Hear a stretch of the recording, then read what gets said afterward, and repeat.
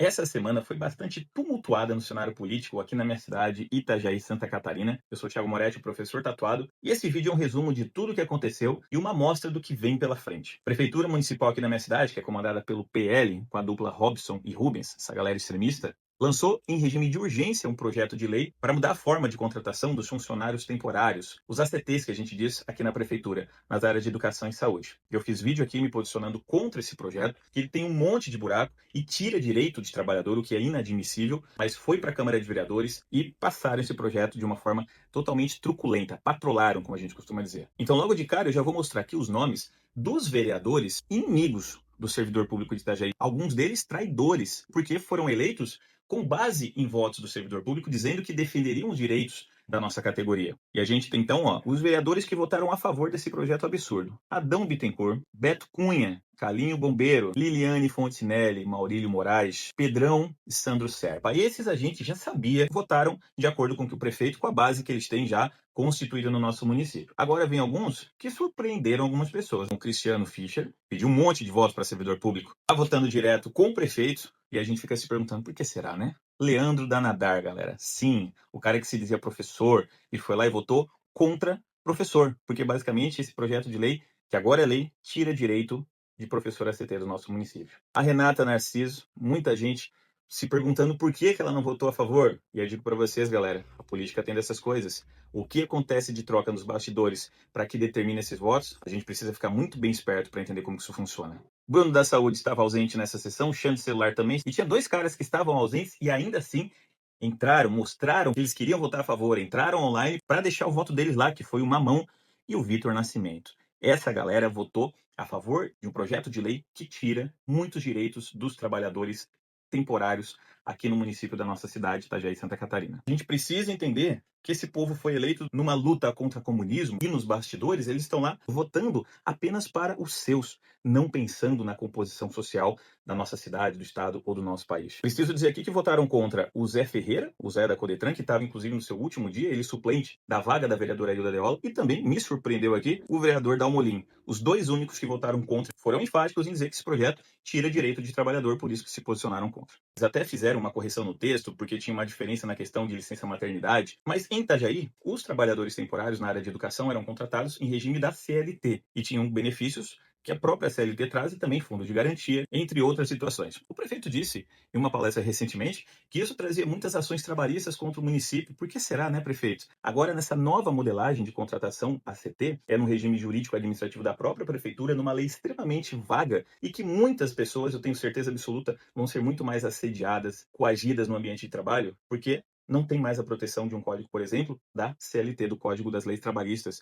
do trabalhador brasileiro. Quando a gente diz que esse trabalhador agora, já a partir do ano que vem, provavelmente já não recebe mais fundo de garantia, não é só questão financeira, não é só no bolso que a gente vai sentir. Com essa nova modalidade de emprego, eu fico pensando quantas demissões vão acontecer até esse servidor entender do direito que ele tem, tentar entrar na justiça. É muita coação que vai acontecer nesse ambiente de trabalho, como já vem acontecendo, inclusive, com os próprios efetivos. Se já está assim com efetivo, imagina com um professor ou profissional da saúde temporário, sem o resguardo de uma lei forte como a CLT. Vocês entenderam a métrica da coisa? Também já falei em vídeos anteriores que sim, o nosso município precisava de uma alternativa para a contratação de ACTs, principalmente em situações como orientador, supervisor escolar, que quando um efetivo sai para uma licença saúde ou licença prêmio, ou até para assumir um cargo comissionado, atualmente, não pode entrar um servidor temporário para a vaga dele. E nesse projeto de lei atual, que foi agora aprovado, também não diz a respeito desses profissionais. Só um exemplo, na minha escola, tá? Tem apenas uma supervisora, tem apenas uma orientadora para mais de 1.000 alunos. É claro que, inclusive, em força de lei, isso está errado. Elas estão trabalhando além da conta. Precisaríamos de mais, pelo menos aí, 3 a 4 profissionais. Fazendo uma conta por cima, só por mês, tá? A economia que a prefeitura tem em não ter esses profissionais contratados só na minha escola está aí na casa de R$ 25.000 por mês. Imagina isso num ano.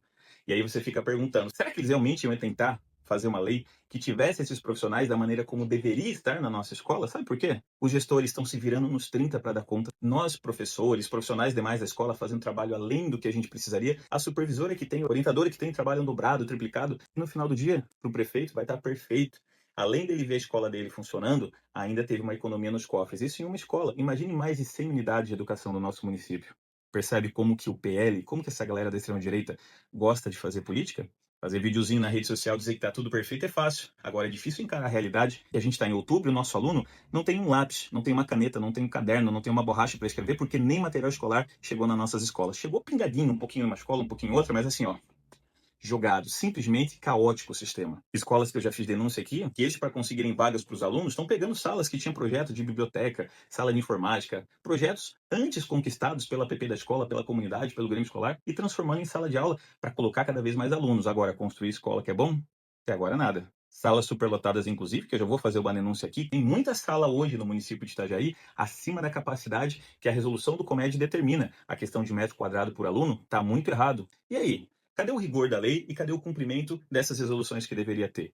Recebi denúncia na educação infantil que tem várias resoluções que deveriam estar sendo cumpridas aqui no município de Itajaí e simplesmente nada, o governo finge que não existem, e são os professores tendo que dar conta do recado, sem que direitos básicos sejam atendidos. E aí o prefeito pega, lança um projeto de lei lá na Câmara, que é praticamente toda dele, e patrola em regime de urgência, sem ouvir categoria, sem ouvir sindicato, simplesmente joga para baixo o projeto de lei e o resto que se vire. Fico pensando aqui, um monte de professor ACT que votou nessa gente, acreditando que está numa luta aí contra o comunismo, só que na prática agora está se ajudando a perder os próprios direitos. Falando em Câmara de Vereadores, nas últimas semanas, esse vereador Vitor Nascimento que eu citei, usou a tribuna para ofender, assediar, atacar um professor da nossa categoria, o professor Eric. Já fiz vídeo aqui denunciando, dei espaço para o professor Eric falar também, e fiz um pedido solicitando um direito de resposta na tribuna da Câmara de Vereadores dos absurdos que esse vereador falou. E recebi a resposta da Controladoria da Câmara de Vereadores para vocês entenderem os absurdos que a gente está vivendo. Observem, obviamente, que foi negado.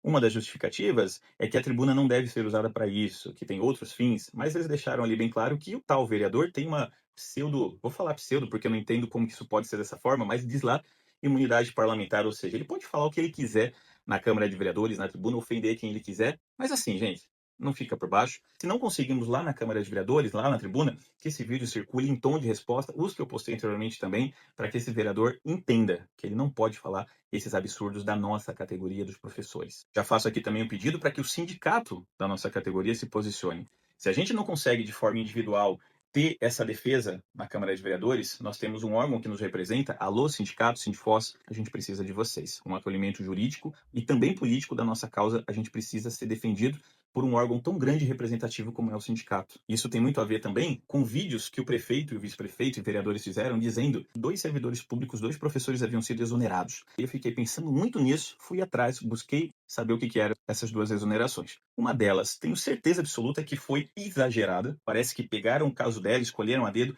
para usar como exemplo para coagir demais servidores públicos. Isso é muito estranho, precisa ser investigado. E o outro servidor, também muito estranho essa exoneração, principalmente pelo fato de que, pelo que eu percebi, não teve direito de defesa. Que processo é esse? Como assim? Você vai exonerar um servidor público sem dar direito de defesa?